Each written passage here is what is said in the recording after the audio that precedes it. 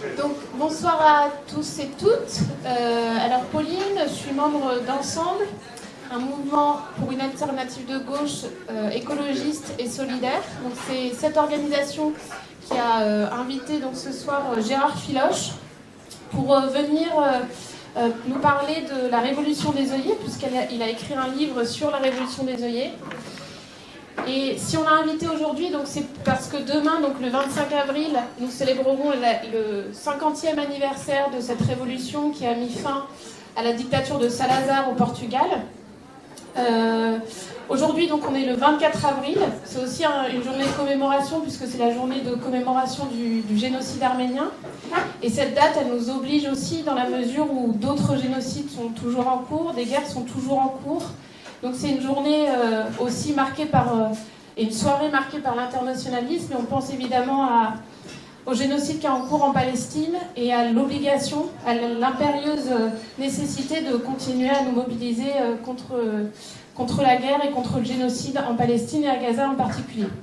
On va revenir quand même au Portugal avec Gérard, qui est donc membre de GDS, Gauche démocratique et sociale, qui est un homme qui a combattu, qui a été de toutes les luttes depuis longtemps. Peut-être que tu y reviendras. Donc on est très heureux et heureuse de l'accueillir ce soir pour venir nous parler de cette révolution. Et après, on aura un temps d'échange avec la salle. Merci. Merci à toi. Merci de votre invitation. Bonsoir. J'ai quelques têtes que je connais. Bon, ça fait un peu curieux, mais le début de la révolution était clandestin. Ils se réunissaient dans des cafés. Et c'était à minuit que Grandola Villa Morena a été entendu sur les chaînes de radio.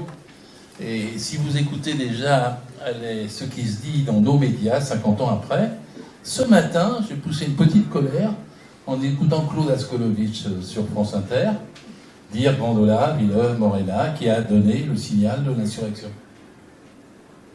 En une seule phrase, on ne peut pas faire autant d'erreurs. C'était un coup d'État militaire. Il était secret et ils n'avaient pas du tout l'intention que le peuple descende dans la rue ou qu'il y ait une insurrection. Les communiqués, les premiers communiqués du mouvement des forces armées, c'était « restez chez vous, que personne ne se mêle. Nous nous occupons de tout ». Mais leurs communiqués étaient très menaçants. Et l'homme qu'ils ont mis au pouvoir, le 25 avril, s'appelait Antonio de Spinola. Et Antonio de Spinola était un ex-nazi. Il était allé combattre comme volontaire dans la Légion portugaise sur le front de l'Est pour Hitler. Ce n'était pas forcément un symbole de progrès a priori, ce coup d'État. D'ailleurs, le MFA, il y a eu tellement de discussions. Alors, parmi tous les anciens, mais surtout pour ceux qui n'ont pas vécu cette époque, la Révolution portugaise a été l'objet d'une dispute en France, mais dans l'Europe entière, probablement dans le monde entier d'ailleurs, pendant 2 années, avec une violence, une acuité absolument extraordinaire. C'était une dictature qui s'effondrait, et c'était une vraie révolution qui surgissait. Et l'appréciation de ce qui s'est produit, 6 gouvernements provisoires, il y a eu 18 fois mai 68 au Portugal. 18 fois, pendant 18 mois.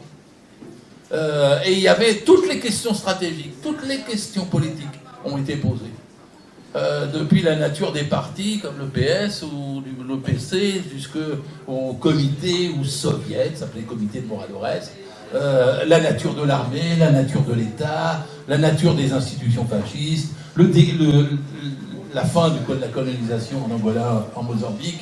Toutes les questions étaient absolument concentrées. Il y a un petit dessin de Viaz qui existe dans le Nouvel Observateur, peut-être vous en souvenez, où il y a Trotsky, Lénine, Rosa Luxembourg, Marx et Engels qui sont penchés avec un microscope, et sous le microscope, il y a la carte du Portugal, en disant comment on peut comprendre ce qui se passe là. Et effectivement, l'explosion qui a eu le 25 avril a libéré des forces insoupçonnables. Alors d'abord, un mot, évidemment, sur avant le 25 avril. J'ai réétudié, parce que ce livre, je l'avais écrit en 84, la dispute, c'était en 74, Et là, on est 50 ans après, je me suis repenché sur des documents historiques, des machins que vous trouvez partout en ce moment sur Internet. La présentation de la dictature Salazar est généralement faite avec... j'ai été surpris l'autre jour, avec presque bienveillance. Comme si c'était pas tout à fait Franco, c'était pas tout à fait Mussolini, c'est pas tout à fait Hitler, et il y en a même qui le disent, protéger le peuple portugais en ne l'entraînant pas dans un mouvement fasciste excessif. En vérité, la dictature portugaise, à mes yeux, après étude, et c'est toute la première partie du bouquin que j'avais fait et des discussions qu'on avait eues, était certes feutrée, mais c'était une des plus violentes et des plus abrutissantes qu'il puisse y avoir en Europe. Alors il y avait eu une république très agitée entre 1910 et 1926. Elle avait été secouée, il y avait tous les mouvements anarchistes, socialistes, communistes ensuite, qui se bataillaient. Et la République a été l'objet de pratiquement 25 coups d'État en 25 ans, quoi. Un par an, parfois plus. Et donc l'instabilité du régime a favorisé sans arrêt le pouvoir de l'armée, et le pouvoir de l'armée s'est imposé, et l'armée était incapable de diriger elle-même. Il y avait une pénurie de cadres et une pauvreté de l'empire, l'ex-empire portugais décomposé. Et c'est là que le docteur, il se faisait appeler comme ça, Salazar s'est imposé, et il s'est imposé de façon incroyable. Ils sont venus le chercher en disant on n'y connaît rien en économie, gouverne. Et lui, il leur a dit mes règles, alors écoutez bien, mes règles, c'est la règle d'or, celle aujourd'hui d'Angela Merkel, de Chaubrol, de Le Maire, pas de déficit, pas de dette. Si vous acceptez ma règle, dit-il aux militaires, c'est-à-dire qu'il n'y a pas un escudo qui sera dépensé de plus que ce qui sera rentré dans les caisses. Si vous acceptez mes règles, je veux bien accepter de gouverner. Et dans un premier temps, les militaires et toutes les autres forces qu'il y avait autour ont plutôt refusé. Et Salazar a dit, si vous ne voulez pas, je retourne dans mes universités. Et ils l'auront proposé 2 ans plus tard de revenir et puis de gouverner à sa guise. Et donc pendant 40 ans, ce bonhomme qui était un médiocre personnage, extrêmement limité, qui n'était jamais sorti du Portugal, et qui était religieux, conservateur, profondément misogyne, profondément réactionnaire, culturellement attaché à une église la plus réac qu'on pouvait trouver.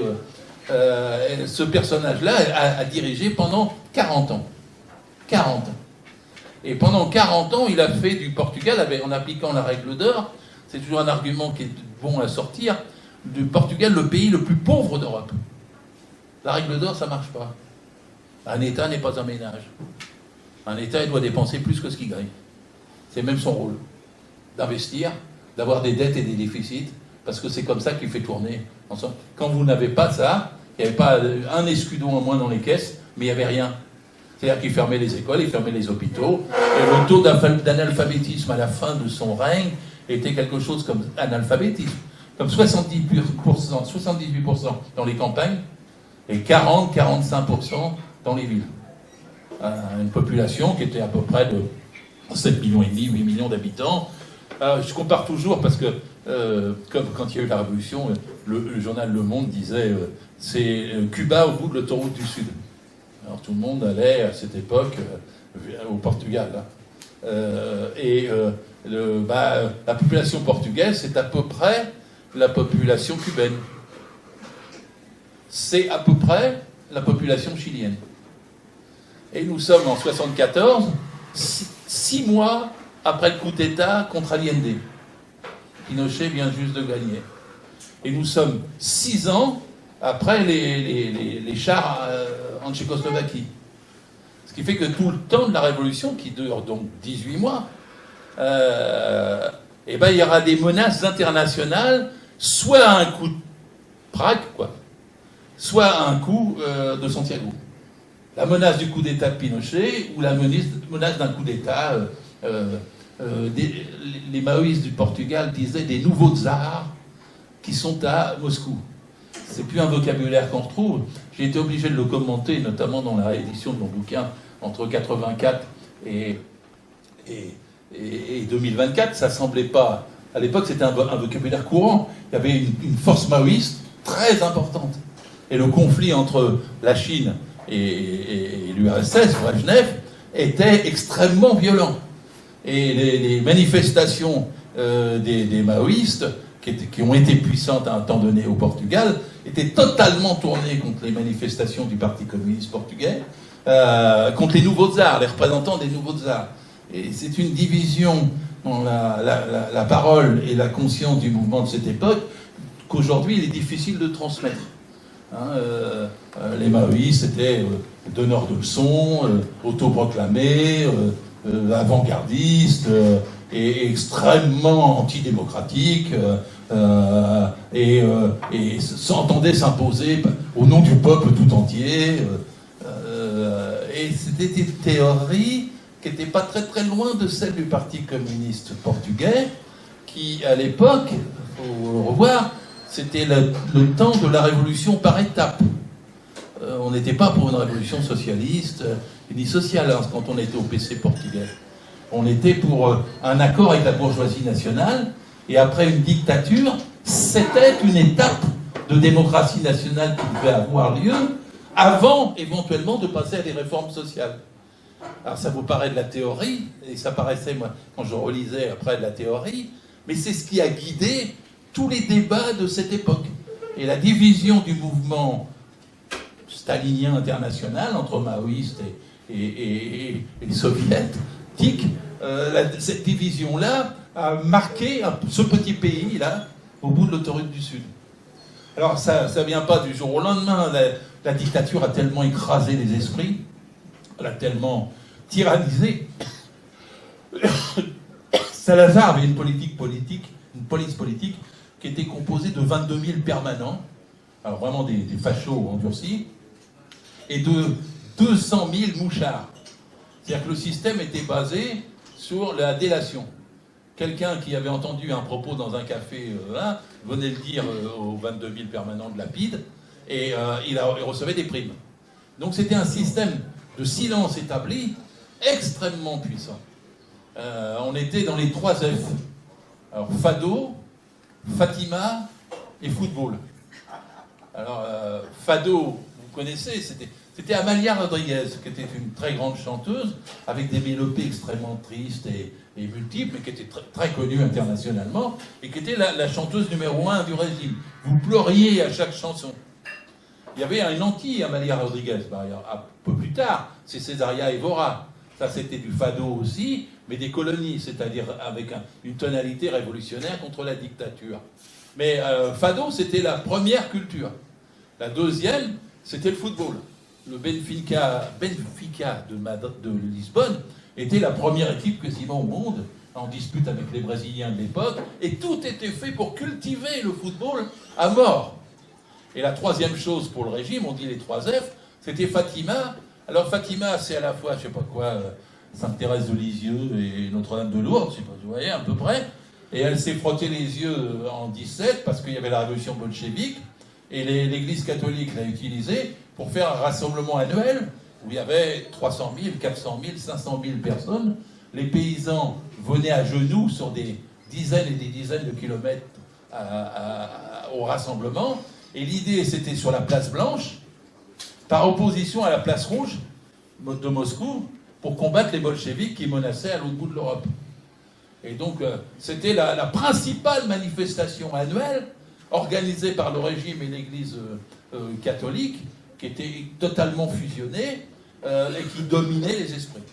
Alors après, Lapide interdisait les lectures. La plus célèbre interdiction, c'est qu'ils ont interdit Lénine, Staline et Racine.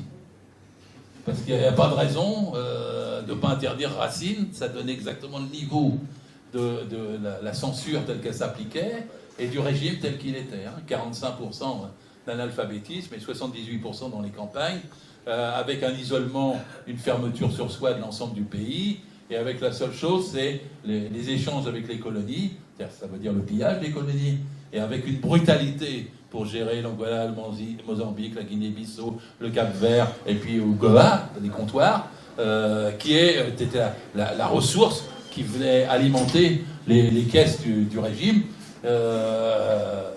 lesquelles, après, c'était extrêmement concentré, comme c'est dans tout ce genre de dictature, avec les riches.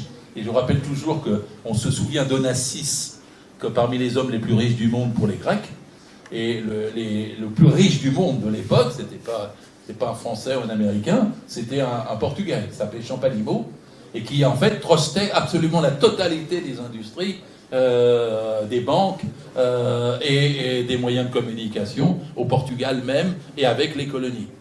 Je vous décris ça parce que parfois, pour les militants de cette époque dont j'étais, on ne regardait pas le Portugal parce que c'était une terre vaincue. 40 ans de dictature, ils n'avaient jamais bougé. Oh si, il y avait bien eu des tentatives de soulèvement, des exigences d'élection, avec Humberto Delgado, il y avait bien eu un jour un bateau qui avait été détourné, piraté, Galvao, il y avait bien une série de tentatives de mouvements, de grèves, y compris agricoles dans le sud de l'Algarve, mais tout ça a été écrasé systématiquement. Il y avait des dizaines de milliers de prisonniers dans des conditions épouvantables. Le dirigeant du PC, Álvaro Cunhal, avait dû passer 25 ans en prison, hein, c'était le Mandela de l'époque, si vous voulez, dans des conditions de torture et de survie incroyables. Et 40 ans, quand on regardait le Portugal, on se disait, il se passe rien. Moi, j'ai dû croiser Mario Soares, jeune, et moi-même aussi, à Rome, dans une réunion, sans faire attention à qui était Mario Soares. Parce que, bon, c'était les représentants portugais, il n'y avait pas de groupe révolutionnaire, il n'y avait pas de force politique connue, et sauf quand on avait le nez dessus, mais vu de Paris, en sortant de mai 68, on était 6 ans après, 5-6 ans après, c'était pas le Portugal nous attirait pas l'attention. Je dis ça avec des souvenirs de militants de l'époque. Alors comme moi, il m'a attiré l'attention, c'est que j'avais un membre, j'étais au bureau national de la Ligue communiste révolutionnaire à l'époque, et j'avais un ami, je suis militant de Rouen, Rouen, et lui il était à Rouen aussi, et on l'a recruté, bon, voilà, et il était devenu journaliste au Monde. Et quand les premiers symptômes du 25 avril se sont fait connaître, quand il y en a eu quand même, et le Monde a envoyé Dominique Pouchin, il s'appelle comme ça, à Lisbonne, et Dominique Pouchin a rencontré des militaires dans le fond d'un café, pas bien éclairé, avec des lunettes noires, et les militaires disent on va prendre le pouvoir dans quelques semaines ou mois. Alors évidemment, vous êtes journaliste du Monde, vous revenez, vous n'êtes pas sûr d'avoir une bonne nouvelle bien fiable et bien solide, en rencontrant des militaires à lunettes noires. À l'époque, ça ne se faisait pas beaucoup de les supporter après Pinochet, et tout le monde s'inquiète. Et ces militaires vont bouger, c'est le MFA. Alors quelque chose sur le MFA, parfois il y a eu des... Alors je vous dis tout de suite, pour ceux qui ont suivi après, le MFA est parfois devenu des héros révolutionnaires, hein, des nouveaux guérilleros, des libérateurs. Rien de ça n'est vrai. Les origines du MFA, c'est une origine corporatiste d'officiers dans l'armée ou dans les colonies, parce que en vérité, le régime n'arrive pas à gagner la guerre coloniale, il n'en a pas les moyens, il est très isolé internationalement sur ce terrain-là. Dans les années 60, ça monte partout, en Afrique, et l'Algérie, les Algériens gagnent en 62, et 5, 6, 7, 8 années de combat pour l'indépendance, et le régime portugais de Salazar. Salazar a un AVC en 68, il est remplacé par un Caetano qui est une pâle copie de ce qu'il était. Le régime n'arrive pas à gagner la guerre coloniale, il ne peut pas la gagner, donc ils vont faire ils vont recruter des jeunes en masse, ils vont imposer la conscription, ce qui fait que des centaines de milliers de jeunes vont se barrer du Portugal. Déjà qu'en France, à l'époque, il devait y avoir 900 000 Portugais exilés, et il va y en avoir plus de 100 000 qui vont fuir pour échapper à la conscription, mais ceux qui vont quand même être obligés d'y aller, les officiers les traitent pas bien, parce que c'est des soldats pas expérimentés, pas formés, pas éduqués. Et donc, c'est une guerre entre les puros et les espurios, entre les purs et les impurs. Les impurs étant ces conscrits là, qui sont dépenaillés, pas formés, et surtout c'est comme des intérimaires, les officiers, capitaines, etc., les voient mal venir du genre qu'est-ce qu'on nous envoie comme troupe, on peut pas faire avec ça, puis ils ont l'impression d'être dégradés eux-mêmes dans leur place dans l'armée. Et donc il va y avoir une opposition entre puros, espurios, et les puros, c'est ceux qui vont donner le MFA. C'est-à-dire ils ont envie de se débarrasser de cette guerre coloniale qu'ils savent qu'ils ne peuvent pas gagner, mais qu'ils font avec une brutalité, une violence, une terreur. Je veux dire que quand le FLNA s'est créé, le Hamas était tendre, si vous voyez ce que je veux dire. C'est-à-dire que les incursions contre les blancs portugais, c'était les familles entières, femmes, enfants et tout ça, qui étaient détruits, brûlés, violés, coupés en morceaux. Les atrocités du début de la guerre coloniale sont absolument incroyables. Et les militaires, les puros, étaient des brutes. Se sont révoltés, d'une part parce qu'ils ne pouvaient pas gagner, et d'autre part parce que le régime ne leur donnait pas les moyens de gagner. Et quand ils préparent le coup d'État et le soulèvement contre Gaetano, c'est ça leur motivation principale. Alors bon, certains sont un peu de culture tiers-mondiste, mais c'est une minorité dans le MFA au départ. C'est pour ça qu'ils nomment Spinola. Parce que les gens ne comprennent pas, mais ils vont s'abriter tout de suite derrière le seul général dont la dictature Gaetano, à ce moment-là, a laissé paraître un livre, lequel livre dit que bon, on va accorder une autonomie aux colonies, mais sans leur donner l'indépendance, et puis qu'il faut changer parce que les cadres de salazarisme sont épuisés, mais qui a bien l'intention d'établir une dictature continue dans ce sens. Et le livre de Spinola qui sort en février 1974 est immonde à lire. C'est le livre théorique qui sert à Grandola Villa Morena. C'est-à-dire que quand l'explosion se fait, elle ne se fait pas pour Grandola Villa Morena, les chars sortent dans la rue, Caetano dit oui en quelques heures, il accepte de les recevoir, il dit on va se transmettre le pouvoir dans l'ordre, en se respectant. Et les communiqués du MFA sont ne sortez surtout pas, il est interdit, couvre-feu, restez chez vous, on s'occupe de tout. Donc c'est là que la petite phrase de Claude Askolovitch ce matin sur France Inter est une inexactitude historique totale. C'est pas le coup d'État n'est pas une révolution, ni même le signal d'une insurrection. Et même ils écriront qu'ils font le coup d'État pour éviter qu'il y ait une insurrection, parce que le régime est devenu trop fragile. Donc en vérité, eux, ils tentent un coup d'État par le haut, et qu'est-ce qui se passe? Et là, c'est là, soyez toujours optimistes. 40 ans après une dictature, d'oppression, de la violence dont j'ai rapidement décrit, toutes les choses chiffrées et tout ça sont dans le livre, mais et les 40 années sont racontées quoi, avec leur cortège d'horreur. Mais et soyez optimistes parce que 40 ans après, dans ce pays qu'on ne jetait pas un regard dessus, l'explosion s'est faite en quelques jours. C'est-à-dire quand les gens ont vu le signe, quand ils ont vu la porte ouverte, ils se sont précipités au pas du premier coup. Il y avait les chars, on leur disait sortez pas, et ils s'étaient habitués à pas sortir. Et puis il y avait toujours la police, et la police politique, et donc ils sont sortis doucement, ils ont regardé, ils ont approché les chars, approché les soldats, et les soldats ne savaient pas très bien s'ils étaient là, commandés pour quoi faire. Et il y a une marchande de fleurs qui a trouvé des œillets, puis qui est venue près d'un char, puis qui a donné des œillets. Les autres ont trouvé des fleurs un peu partout. Et puis petit à petit, les gens se sont enhardis, comme on calme un tigre ou un monstre, et ils sont montés sur les chars. Et comme on ne leur tirait pas dessus, qu'est-ce qui s'est produit? En quelques heures, il y avait 10 000, 20 000, 30 000, 100 000, 200 000, 300 000 manifestants. Lisbonne, Porto, partout. C'était pour le coup une insurrection qui n'était pas prévue, qui n'était pas liée, qui n'est pas due au coup d'État, mais qui se fait contre le coup d'État, qui se fait contre l'idée que l'armée va continuer à tout diriger. Et ce moment-là, c'est le plus important à comprendre parce que c'est ça qui va marquer dans les esprits la force vraiment irrépressible du mouvement social pendant les 12-18 mois qui vont suivre. Il y a vraiment une volonté révolutionnaire, les gens veulent tout changer, et d'ailleurs ils commencent par s'en prendre à Lapide. Ils traquent partout dans les rues les policiers, les mouchards, les délateurs, etc. La première chose, c'est de les attraper et les lyncher.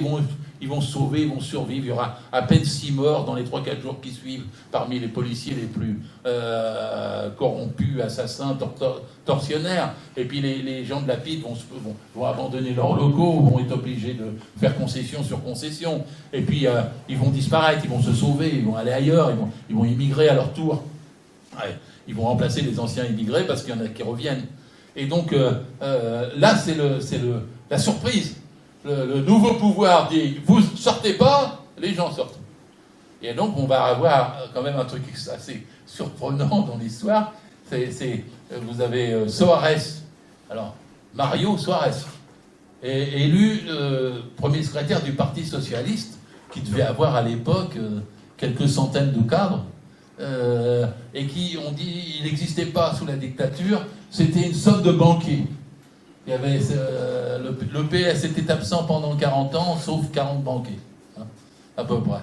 Et quand Soares arrive, Mario Soares, pour nous, c'était une question théorique, politique, pratique. Et c'est toujours une question politique, théorique et pratique pour analyser ce que sont les partis socialistes. Comment, au bout de 40 ans, le Parti socialiste, Mario Soares, arrivant à la gare, était accueilli comme Lénine? Les gens arrivaient, l'applaudissaient, le touchaient, le palpaient, le portaient en triomphe. Comment c'est possible? Ma culture à l'époque, c'était impossible. Ça ne s'expliquait pas. J'étais pour un parti révolutionnaire après mai 68. J'étais pas pour le retour de la vieille social-démocratie. J'appartenais à la Ligue communiste révolutionnaire qui avait écrit en gros, dans rouge, la social-démocratie est définitivement morte. Alors, 69, hein. La social-démocratie est définitivement morte.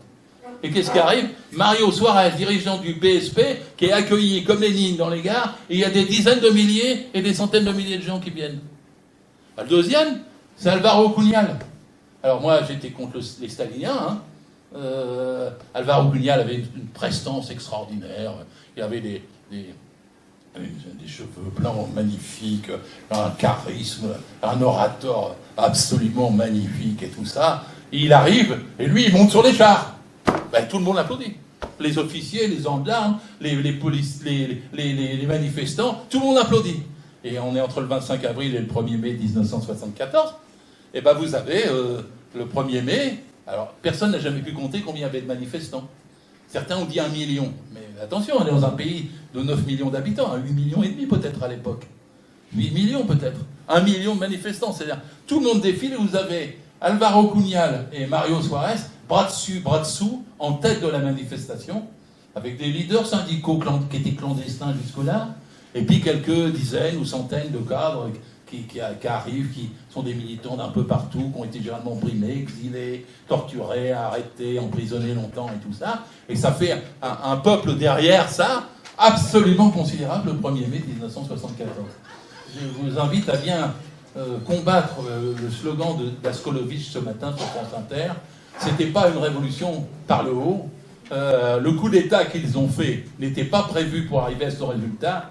Et c'est bien un soulèvement et une insurrection populaire qui s'est produite du 25 avril au 1er mai et ensuite pendant 18 mois. Et c'est pour ça qu'il faut être optimiste. C'est quand même, pendant 40 ans, vous avez un peuple éprimé, réduit à l'analphabétisme, on lui interdit de lire Racine comme Staline, il est dans la plus grande pauvreté en Europe, il a une dictature abrutissante, et c'est lui qui se soulève de cette manière-là.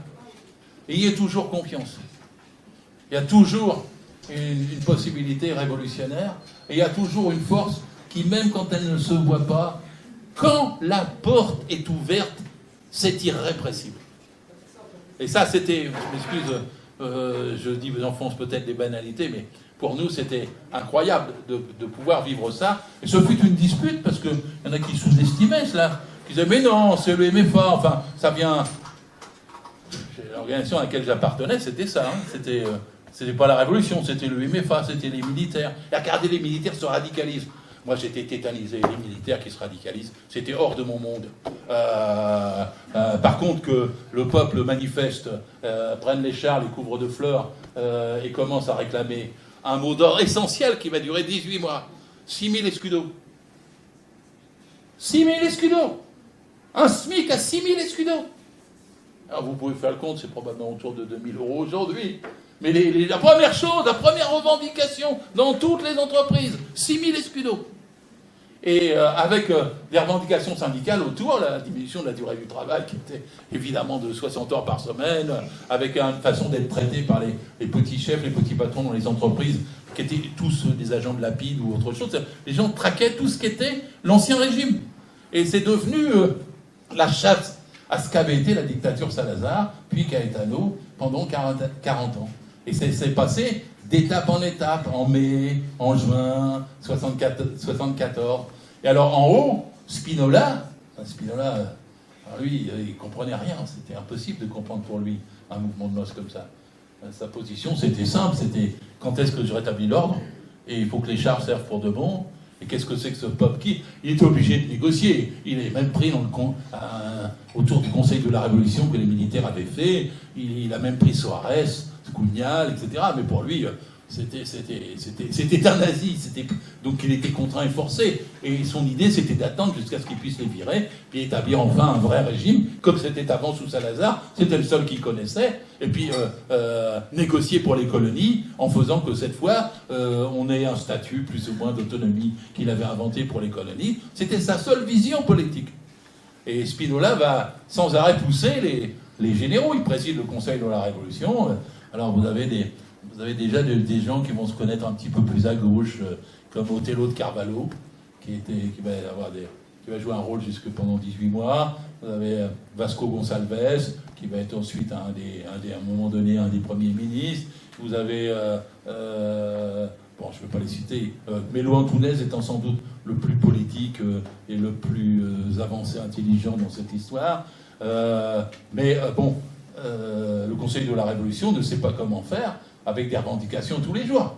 Il dit tous les jours, le récit est dedans. C'est la construction, puis les PTT, puis l'éducation, puis les transports, puis dans les fermes, dans les grandes fermes, dans les grandes latifundia, puis dans le cœur des villes et des quartiers pour les questions de logement, d'habitation. Il y a des comités qui se créent partout. Des comités. Alors les gens disent un peu vite, c'est les soviets. Bon, parce la comparaison vient immédiatement. Bon, en tout cas, c'est des comités. C'est-à-dire que les gens se réunissent. Moradores, c'est dans les quartiers. Ils vont se réunir dans les entreprises. Et ils vont se réunir dans les universités. Ils vont se réunir dans les bureaux. Ils vont se réunir dans les postes. Et les comités, sans arrêt, bousculent les petits chefs, les patrons. Et puis, comme les patrons ont la trouille, parfois ils se barrent, prennent la place et font marcher les entreprises eux-mêmes. C'est un vrai processus révolutionnaire. Il y a une remise en cause fondamentale de tout ce qui existait avant, et il y a la recherche tâtonnante de quelque chose de nouveau, et qui ne soit plus au détriment de ceux qui produisent les richesses, et qui n'en soient pas la part qu'ils méritent. Et donc, la première crise va être vers juin-juillet, ça va faire tomber le premier gouvernement, parce que pour ça, simplement, parce qu'il y a une opposition trop grande entre les revendications et les grèves, et puis les patrons qui ne veulent pas, et puis les militaires et Spinola qui disent « faut arrêter ça ». Et il va y avoir un deuxième gouvernement, mais une deuxième vague de grève qui va recommencer, et Spinola va se raidir. On dit qu'il était mauvais cavalier, mais il va tellement se raidir qu'en septembre, il va être obligé de lâcher et de se retirer en faisant ça à la dignité du genre « je vais revenir, vous allez voir ce que c'est ». Jean Giscard qui laisse sa place vide, ou se prenant pour De Gaulle, les gens m'appelleront, il y aura une majorité silencieuse pour moi, etc. Mais c'est pas du tout ça qui se passe.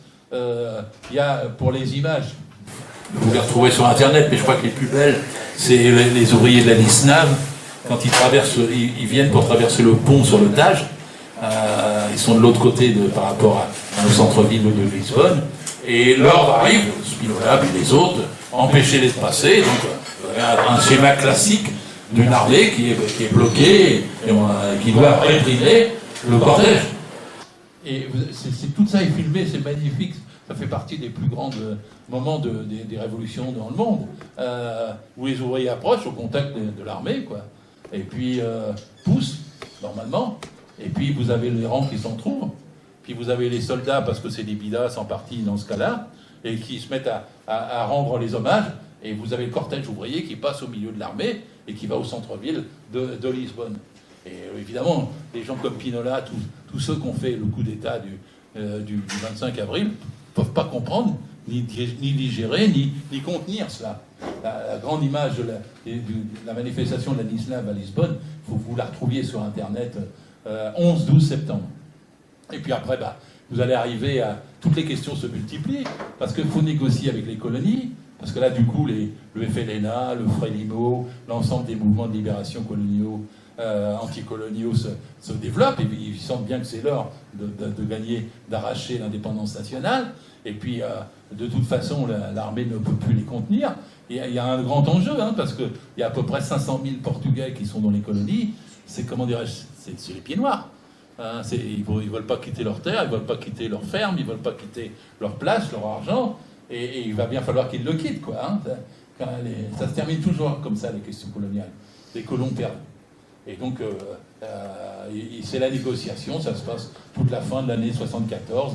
Et au début de l'année 75, à peu près, des protocoles sont établis avec tous les mouvements de libération nationale pour donner l'indépendance aux colonies, après que Spinola a essayé de trouver toutes les formules les plus bâtardes possibles pour que ça ne soit pas le cas jusqu'au bout. Mais évidemment, c'est l'indépendance nationale qui l'emporte. Et pendant que l'indépendance nationale l'emporte, les gens veulent leur 6000 escudos. Je simplifie délibérément. C'est un vieux débat. Le socialisme vient du ventre. Il y en a qui croient qu'il vient de la tête. Évidemment, il faut que la tête se batte pour qu'on fasse un mouvement social victorieux, conscient et gagnant. Mais la motivation des masses, c'est pas je veux le socialisme, je veux ceci, je veux cela. Je veux satisfaction de mes revendications élémentaires. Ils ne se déterminent pas sur les colonies, ils ne se déterminent pas sur les Mao qui disent « Ah bah les nouveaux tsars », ils ne se déterminent pas sur Kougnal, qui dans ses meetings fait crier, j'en ai assisté à l'un d'eux, « URSS ! URSS ! 10 minutes de slogan, vous avez 40 000 personnes, « URSS ! URSS ! URSS !» Après, c'est « Assim sévère à force ado PC ». Ainsi se voit la force du PC. Vous savez, ces partis illuminés qui ne voient qu'eux-mêmes, qui croient qu'eux-mêmes sont incontournables, qui sont auto-centrés sur eux-mêmes. PCP, PCP, PCP. J'ai vu un quart d'heure de slogan sur PCP. Et les gens s'auto-centraient sur eux-mêmes à cette époque-là, mais ils ne répondaient pas. Le PCP, lui, il était contre les grèves. La direction du PCP, elle disait non, non, non, non. Respect d'un accord pour une nouvelle, un nouvel... Alors, c'était l'État national avant, et l'État nouveau, maintenant ça devenait un État national, et il voulait un accord, comme il disait, avec la bourgeoisie. Et il ne fallait pas pousser les revendications. Et le PCP s'opposait aux revendications, parce que ce n'était pas l'heure de la révolution. Ce n'était que les gauchistes qui pouvaient être pour la révolution. Et eux, c'était non. Et c'était une négociation pour garder le Conseil de la Révolution. Et alors est surgit, assez tôt d'ailleurs, l'idée du vote d'une assemblée constituante, et puis du vote plus tard d'une assemblée législative. Alors, pour ceux qui ne connaissent pas bien le Portugal, c'est facile, c'est 25, 25, 25. 25 avril, 25 avril 74, 25 avril 75, 25 avril 76, et le retournement de la Révolution, je vais y venir bientôt, c'est le 25 novembre 75. Et dans toute la période, il y a l'idée de « est-ce qu'on vote ?» Alors l'idée de vote est très curieusement obnubilée, et dans les débats, il y a une opposition à voter pour une assemblée constituante. Alors, moi je dis toujours une chose, il n'y aura jamais d'insurrection civique. C'est pas par une majorité soudaine que ça change dans les urnes. Il faut qu'il y ait une majorité sociale qui se traduit dans les urnes. Et là, c'était le cas. Et donc, l'Assemblée, parce que, de mémoire de militants de mon genre, en mai 68, quand il y avait le mouvement social et qu'il y a eu des élections, on a crié « élection-trahison ». Pendant 10 jours, dans les rues, élection-trahison, évidemment. Les élections suivantes ont été perdues, ce n'était pas une surprise. Si vous ne vous servez pas du mouvement social pour le transformer en politique, vous n'y arrivez pas. Et ce qui se produit à cette époque, c'est que si les militaires ont donné leur garant, les forces bourgeoises ont dit si vous faites une constituante, ça va. Et donc, il était prévu une constituante. Et pour vous faire comprendre la chose, en France, par exemple, le débat, ça paraît incroyable, mais c'est comme ça, c'était le pouvoir au comité, c'est-à-dire au soviet portugais, ou la constituante. Le journal Libération, qui était à l'époque un journal tout neuf, il venait, je crois qu'il avait à peu près 1 an d'existence, 73, 74, sous la plume de Serge July, pour ceux d'entre vous qui connaissent ce personnage, écrivait qu'il ne fallait pas d'élection. Les élections, c'était la trahison. Il était encore sur le modèle de ce mot d'ordre de 68, élection, trahison. Et il disait, il ne faut pas d'assemblée constituante. Ça va embourgeoiser la révolution. Pour les comités de Mouradoresh, les soviets, le soulèvement, le bouillonnement des masses, mais pas les élections. Et je peux vous dire que ce que je vous raconte là, en quelques phrases, et dans le livre aussi, je peux vous dire que c'était un débat qui faisait des heures et des heures de meetings, de réunions, de controverses, d'articles, de théories. Il est sorti sur la Révolution portugaise en 1974-75, 45 livres en France. 45 livres en langue française. Je ne parle pas dans le monde entier. Et bien vous en trouverez une majorité qui était contre qu'il y ait des élections et qui mythifiait les comités, le développement des comités, le débordement des organisations traditionnelles PSPC qui étaient contre-révolutionnaires et qui disaient nous passons à l'étape suivante, tandis que le PC s'arc-boutait en disant on n'en est pas à cette étape-là, on n'en est pas à cette étape-là, accord, élection, etc. Alors, le MFA, qui lui voulait déjà pas ni de comité, ni de mouvement, ni de grève, ni d'élection, a essayé vraiment inlassablement d'éviter qu'il y ait des élections et qu'elles aient un impact. Le MFA a inventé, alors je fais un peu vite, parce que bon, il a inventé un pacte peuple et MFA. Vous savez, les gens qui parlent au peuple. Alors j'ai encore une variante pour ma part.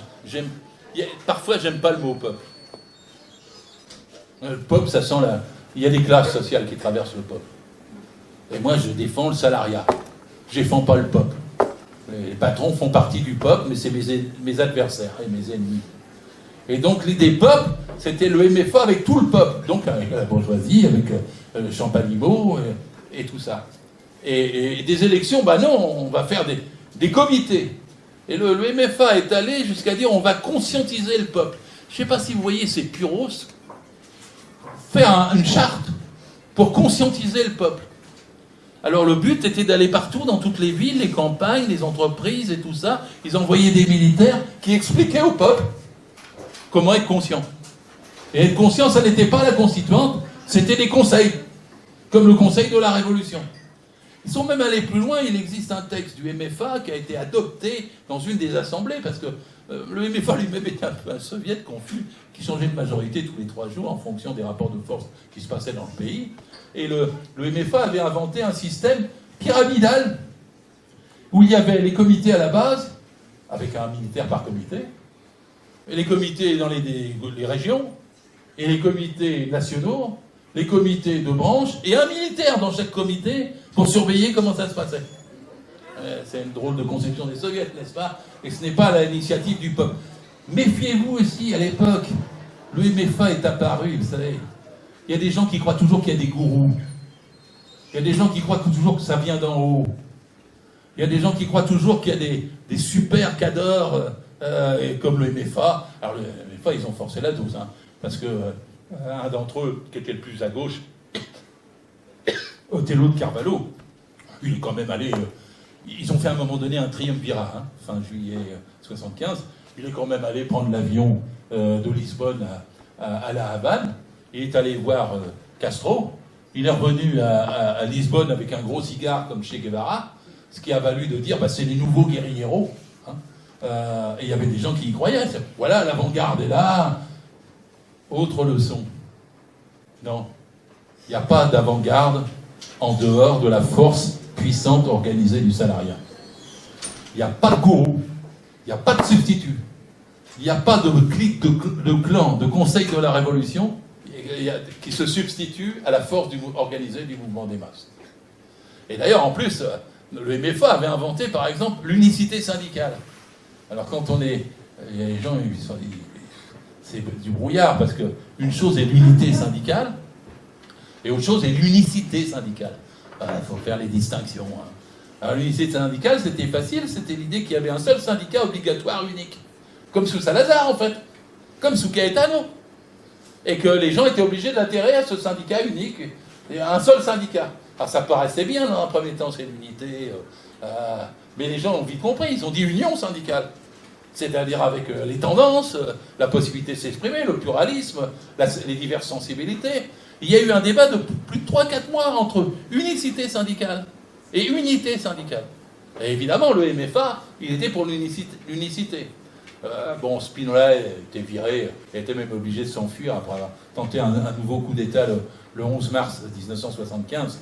Mais de façon générale, le Conseil de la Révolution, même en évoluant de réunion en réunion, qui était la seule force autoritaire et d'autorité tant qu'il n'y avait pas la Constituante, le Conseil de la Révolution voyait un schéma où la société était ordonnancée par les militaires, puisque c'était les guerrieros, puisque c'était eux qui avaient fait le coup d'État. C'est pour ça que j'ai bien commencé sur « ne vous trompez pas sur l'origine du coup d'État » et « ne vous trompez pas sur la nature de la révolution qu'en est sortie ». Les deux se sont opposés pendant 18 mois, complètement opposés. Et donc, il faut bien garder ça en tête pour comprendre les développements au Portugal. Pour certains, j'enfonce des portes ouvertes, mais hélas, pour d'autres, quand on commente, et j'entends les commentaires sur la révolution portugaise qui sortent, eh bien, ça vaut la peine de le redire. Et donc, le MFA voulait militariser les soviets, il voulait une société de comités. Et les comités eux-mêmes, qu'est-ce qu'ils étaient? Incertains. Parce qu'il y avait toutes les forces politiques possibles dedans. Et c'était bien ça. Mais quand vous avez le pluralisme, il y avait aussi un problème. C'est que alors, si vous aviez une réunion le matin, vous n'aviez pas toujours la même majorité que si vous aviez une réunion le soir. Hein, c'est bien les comités ou les soviets, s'ils sont vraiment de masse. Parce que s'ils ne sont pas de masse, ils deviennent des comités d'avant-garde. À l'époque, comme on disait, d'avant-garde large. Certains disaient des fronts rouges.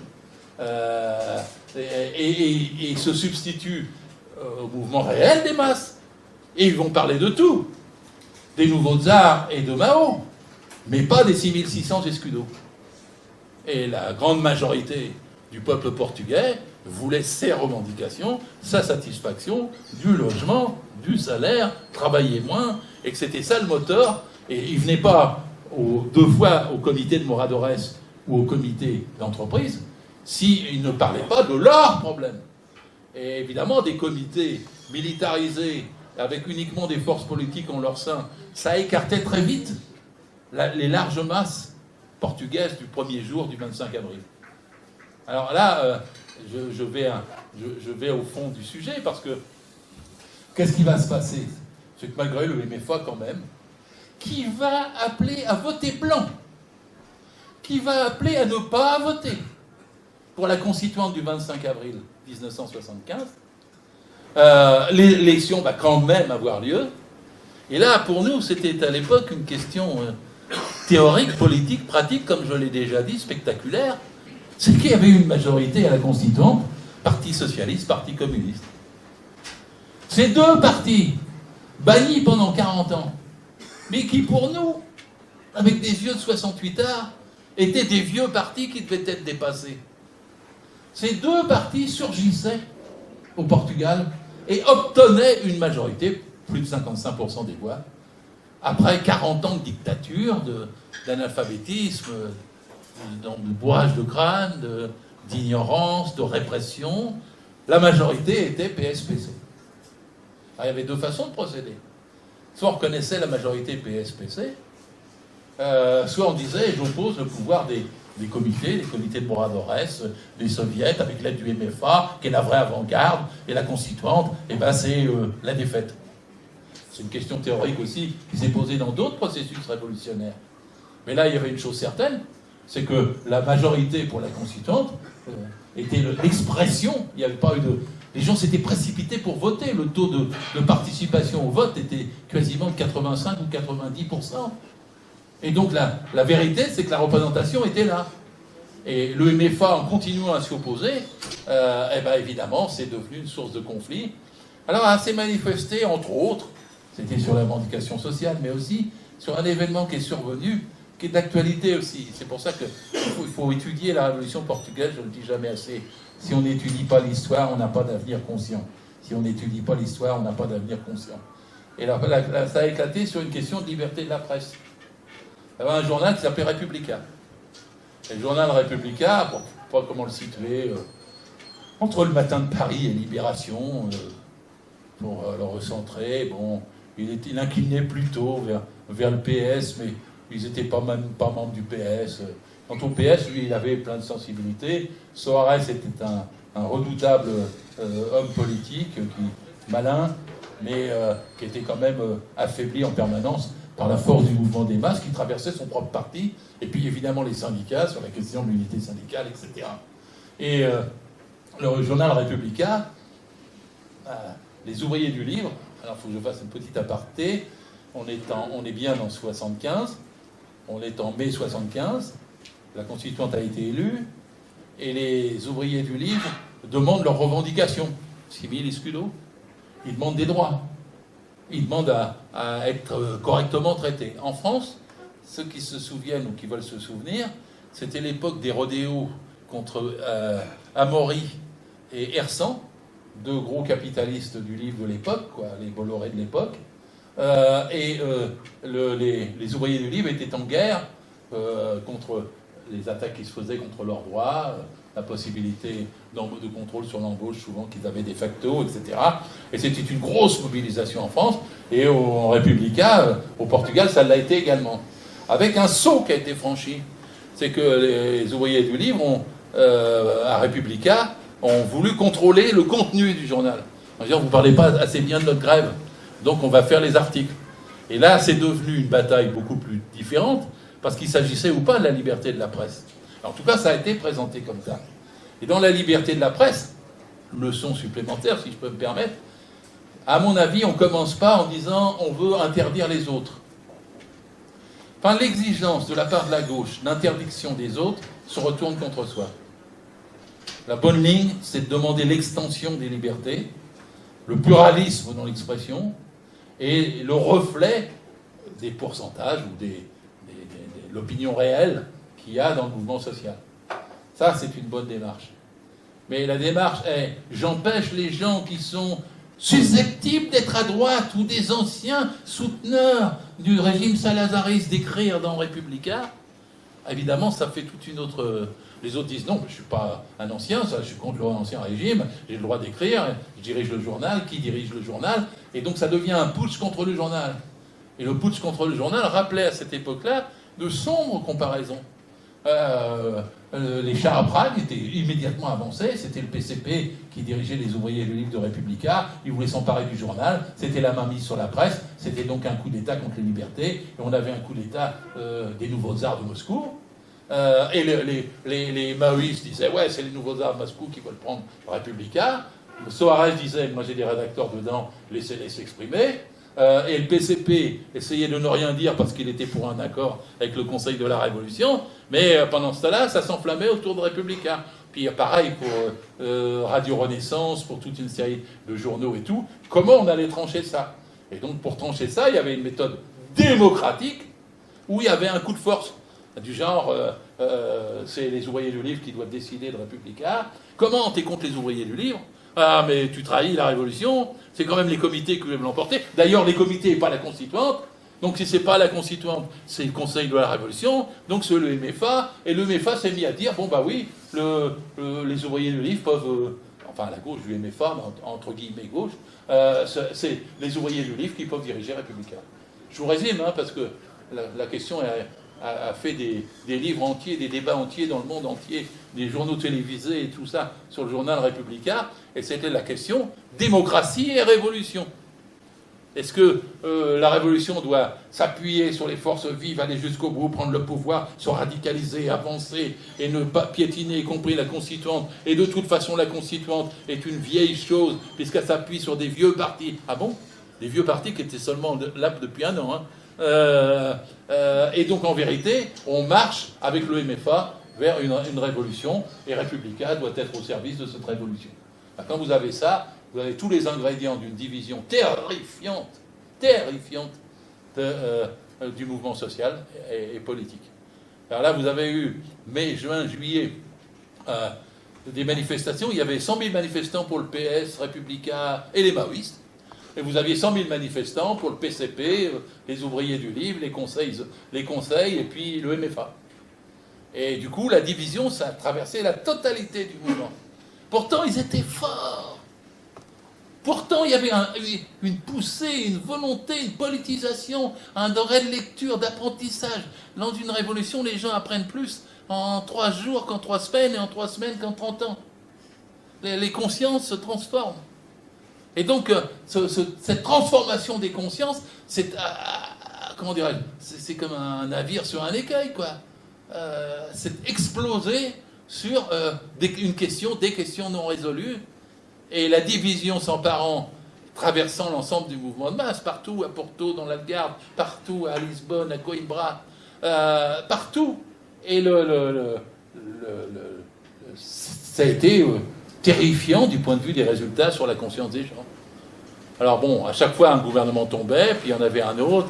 Ils n'y arrivaient plus, donc après l'épuisement de l'affaire républicaine, enfin, ça n'était pas épuisé, mais ils ont mis un triumvirat, comme dans la Révolution française. C'est là que Carvalho s'est manifesté. Alors les gens ont dit, ça y est, c'est Carvalho, c'est quand même lui, il a fait le coup d'État, c'est la gauche du MFA, c'est l'action des révolutionnaires, les guerrilleros. Regardez, avec le cigare revenu de la Havane. Je vais être méchant, il est mort depuis longtemps, Carvalho. Mais il avait vraiment un petit poids dans la tête, quoi. C'était d'abord un officier, et il s'entendait avec les officiers avant de comprendre ce qu'était le mouvement de masse, mais il voulait bien se faire flatter, applaudir, et puis diriger les soviets lui-même, hein. Il n'y avait pas de problème à ce sujet. Et donc, on arrive à une situation où il n'y a plus d'issue. Alors, là, il y a des grèves, le pays est paralysé, la production l'est aussi, il y a des entreprises qui ont été remises sur pied par les salariés eux-mêmes. Le salariat est assez fort, hein, bien que la paysannerie soit majoritaire. Le salariat est assez fort, et on arrive à cette situation chaotique où il y a quand même, face aux manifestations de division, une aspiration à l'unité. Je me répète, face aux manifestations de division, une aspiration à l'unité. Les gens disent, on ne peut pas sans ça. On va mourir, cette révolution va mourir, c'est la nôtre, et s'il n'y a pas d'union, on est foutu. Et donc ils vont créer un front d'unité des révolutionnaires. Alors ça ne va pas être les Mao, ça va être une extrême gauche, comme on connaît bien, d'ailleurs plutôt sympathique, plus démocratique, mais qui va virer le PS. Parce que le PS, forcément, c'est la social-démocratie, c'est des traites par nature, et les traites, il faut les virer. Alors, vous virez le principal parti. Hein.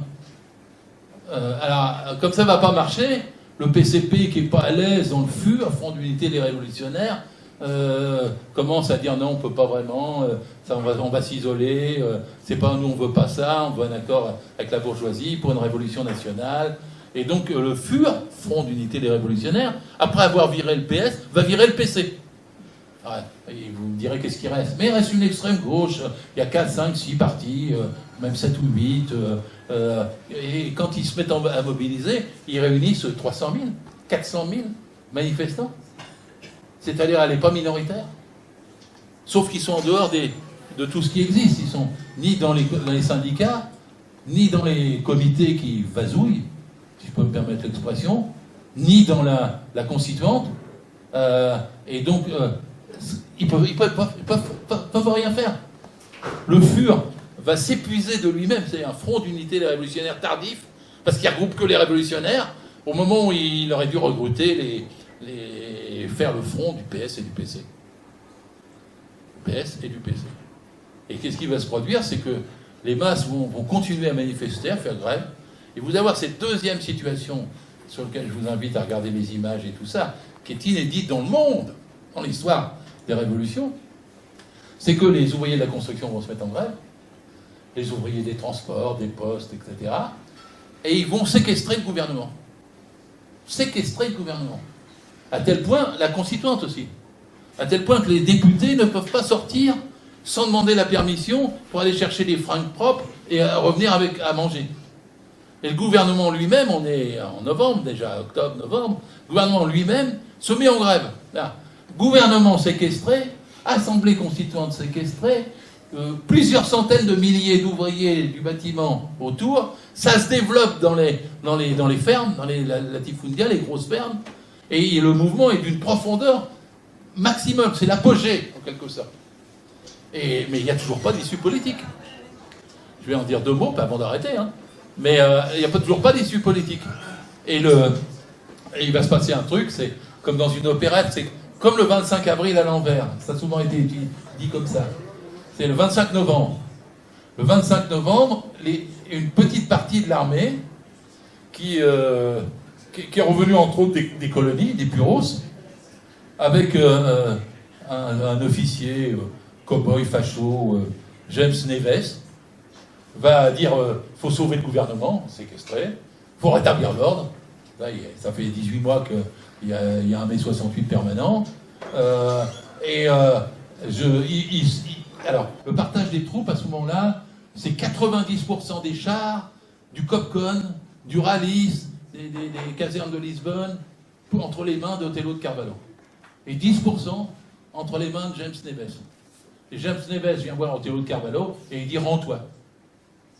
Et c'est là que, parfois on dit les hommes font tout le temps les circonstances que les circonstances font les hommes. Pour Carvalho, c'est les circonstances qui ont décidé. C'est-à-dire que là, il s'est rendu. Et il a même eu une phrase. Entre collègues, on peut pas se tirer dessus. Et donc, en vérité, ça lui a valu d'être en prison 2 mois plus tard. Ça a été le retournement politique, militaire, organisationnel aussi, parce qu'aucun des partis n'était en mesure d'assurer un pouvoir ou une alternative. Ils ont nommé un nouveau général, de Azevedo, et puis ensuite, après, ils sont allés vers la marche rétablissement de ce que le PCP voulait, un ordre bourgeois, normal, ordinaire, comme dans toute l'Europe, et ce que Soares voulait également, de la même façon, et ce que le Conseil de la Révolution, ayant changé de bord, le même, maintenant faisait, en donnant le pouvoir à l'aile droite de l'armée et à tous ceux qui étaient revenus des colonies. Il y avait une pression de 500 000 pieds noirs, appelons-les comme ça, qui étaient de retour. Et donc, sous cette pression-là, l'inversion de la crise révolutionnaire, qui exceptionnellement a duré 18 mois, s'est faite. Et là, le son, c'est quand une révolution ne va pas jusqu'au bout, Hercule. Je sais que c'est une banalité, mais c'est aussi, sous un nom culturel qu'est le mien, la théorie de la révolution permanente. S'il n'y a pas une transformation sociale qui aille jusqu'à rompre avec le capitalisme et à poser les bases, des jalons d'un autre type de société, lequel ne peut jamais se limiter à un seul pays, si c'est pas ça, eh ben, ça recule.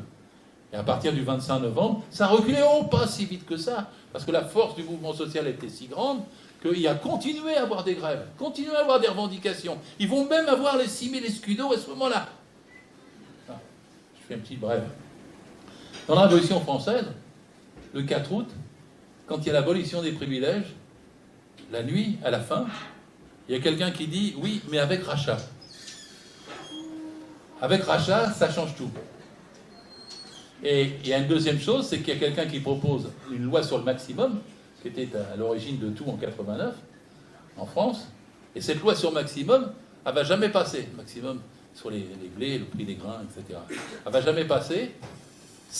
Il va falloir, en France, 1789-1793,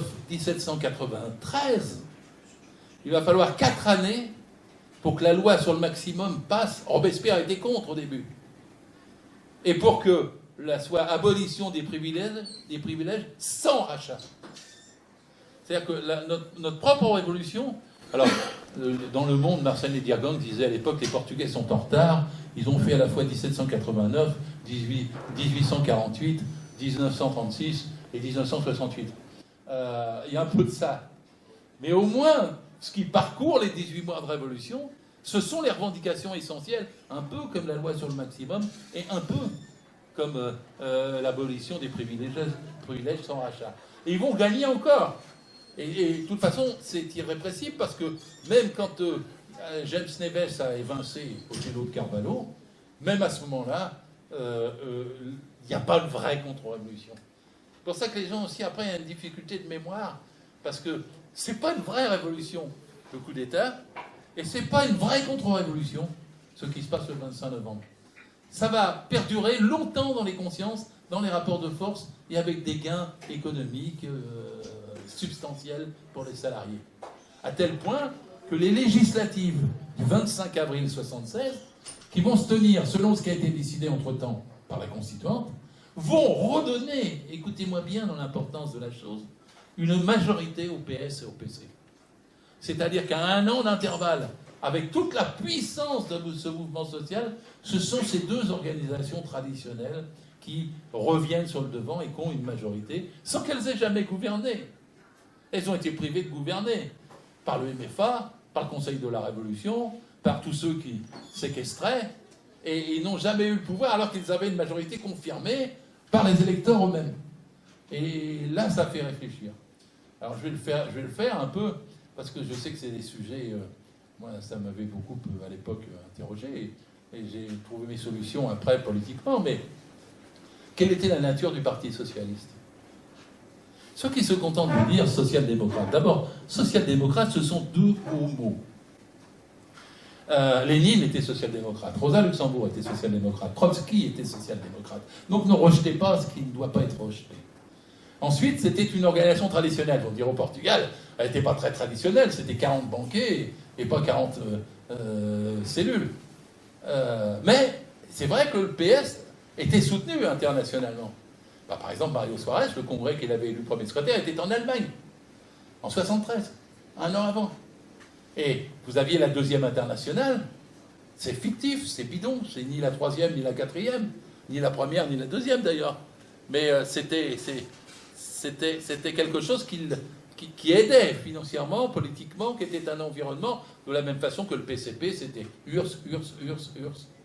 Et donc vous aviez quelque chose il était légitime qu'au Portugal, ceci surgisse. Quand j'ai raconté au début que Cunhal et Soares étaient bras dessus, bras dessous, l'un accueilli à la gare comme Lénine et l'autre montant sur les chars, et qu'il y avait, je ne sais pas, 1 million de personnes derrière eux, c'était que quand les masses se soulèvent ainsi, c'était une vraie insurrection malgré l'armée, la recherche, elle passe par, en fait, ces organisations traditionnelles. Alors on va me dire, qu'est-ce qu'on entend par organisation traditionnelle? Les classes sociales ont des partis.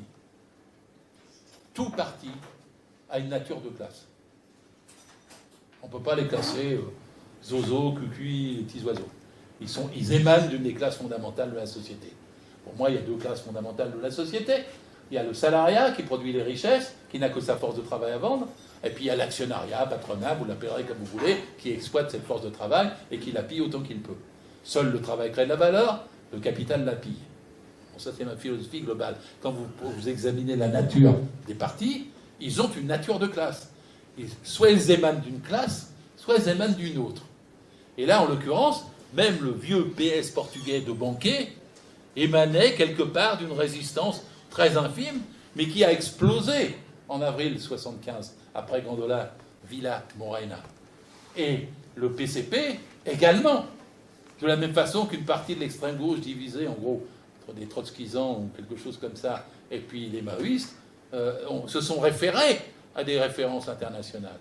Et donc, la pensée, le socialisme vient du ventre, mais la pensée, pour lui donner une solution, une traduction, une issue politique, institutionnelle, elle est traversée par tous ces courants et tous ces débats.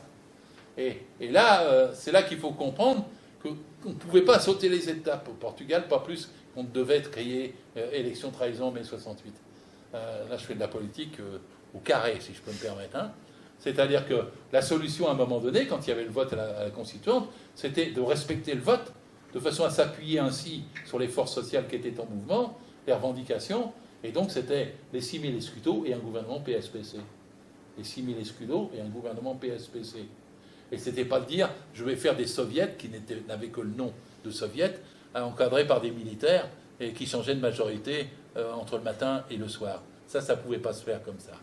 C'est-à-dire que la recherche qui a guidé les 18 mois de révolution portugaise, c'est une recherche qui tourne autour de ce que je viens de dire. Et parce qu'il n'y a pas eu de solution le 25 novembre, les choses se sont retournées et la révolution n'est pas allée jusqu'au bout. Leçon, sans union, vous ne gagnez pas. Sans rassembler l'ensemble du salariat, vous ne gagnez pas. sans inclure les organisations traditionnelles et le respect électoral civique, vous ne gagnez pas. La force du mouvement social, si elle embarque les organisations traditionnelles, si elle s'appuie sur des considérants d'électoraux civiques normaux, et si elle se pose les questions des revendications de transformation économique et sociale, alors les chances de gagner existent. Mais après, mieux qu'en mai 68, la révolution portugaise a été une leçon de choses. Ça valait la peine que Marx, Engels, Lénine se penchent dessus et qu'on en parle ce soir. Merci de votre attention.